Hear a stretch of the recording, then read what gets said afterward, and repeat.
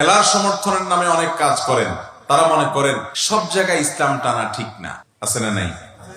সব জায়গায় ইসলাম টানা ঠিক না, তার মানে কিছু জায়গা আছে যেখানে ইসলাম টানা না টানলেও চলবে, সেখানে শয়তানের কথা মতো নিজের মন মতো চললেও চলবে। যদি এরকম কিছু জায়গা আছে কেউ মনে করে, তাহলে এই ব্যক্তি এখনো মুসলমান হতে পারে নাই।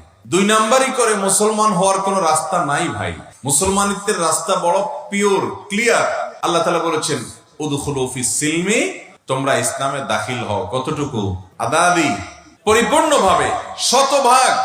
তোমার সবকিছুকে রবের সামনে সমর্পণ করলে তার নাম আত্মসমর্পণ। এই যে বিভিন্ন সময় দেখেন অমুক বাহিনী আত্মসমর্পণ করেছে, তমুক সন্ত্রাসীরা প্রশাসনের লোকদের কাছে আত্মসমর্পণ করেছে। এই আত্মসমর্পণের মানে কি? মানে হলো আমার অস্ত্র শস্ত্র, আমার শক্তি সামর্থ্য, আমার যা ছিল এই সব সামনে এনে দিলাম, আমার আর কিচ্ছু নাই, সব এখানে দিয়ে এবার আমি দুই হাত তুলে দাঁড়াইলাম।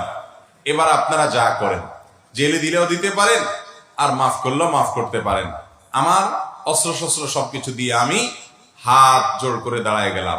এরা আত্মসমর্পণ করে বলে।